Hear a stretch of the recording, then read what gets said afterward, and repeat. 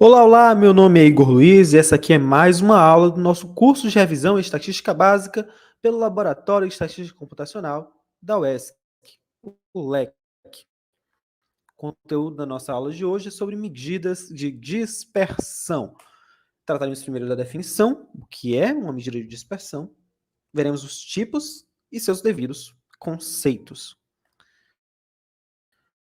Bom, medidas de dispersão são métricas utilizadas para observar, definir e determinar o grau de dispersão de determinado conjunto de dados em relação às suas medidas de centralidade, ou seja, em relação à média, principalmente, mas também a outras medidas de tendência central. São de vários tipos, dados os principais: amplitude, desvio, desvio médio, variância, desvio padrão e coeficiente de variação. Os mais comuns a se ver são amplitude, variância e desvio padrão. Os demais são muito importantes também. Amplitude equivale à diferença entre o maior e o menor número de um conjunto.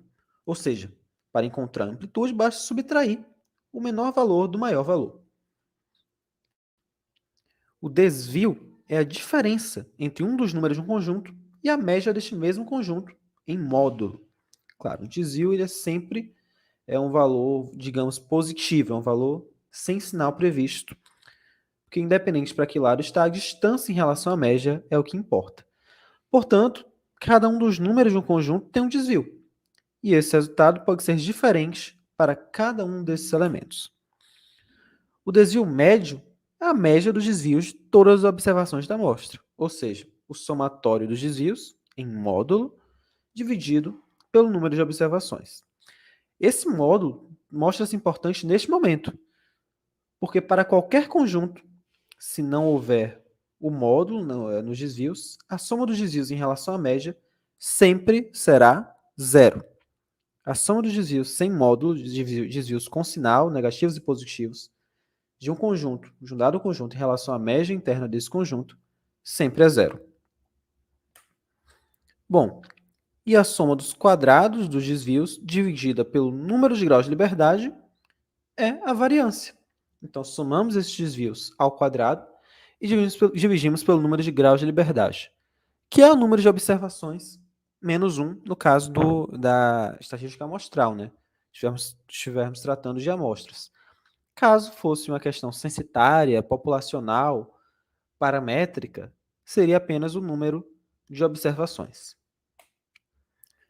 E o desvio padrão é simplesmente a raiz quadrada da variância. É importante perceber que a variância, como os desvios são levados ao quadrado, ela tem que ser um valor quadraticamente de uma ordem de grandeza maior do que as próprias observações. O desvio padrão é uma ordem de grandeza muito próxima das observações em si, porque é raiz quadrada da soma dos quadrados dos desvios. Já o coeficiente de variação, por ser um valor percentual, ele não sofre de um problema de interpretação, porque ele sempre estará entre 0 e 100. Então, independente de quão grandes fossem os valores amostrados ou os valores que estamos estudando em determinado tratamento, é muito tranquilo de observar o coeficiente de variação, então ele não é tendenciado por isso. Ele é dado pelo desvio padrão, dividido pela média, vezes 100, claro, para obter o valor em porcentagem e não em valor decimal. Esse símbolo sigma que vemos para o desvio padrão, ele geralmente é utilizado para o desvio padrão populacional. E o S para o amostral, como havíamos visto anteriormente. Bom, com esse conceito em mãos, podemos fazer uma análise macroscópica da estatística descritiva. Uma análise que trata de todos os pontos, desde os conceitos básicos, passando pela análise das medidas de tendência central de um determinado conjunto e o quanto esse conjunto dispersa em relação às suas medidas de tendência central. Deste modo, conseguimos ver o desempenho de um dado conjunto com base no objetivo da nossa observação. Para isso, espero você na próxima aula.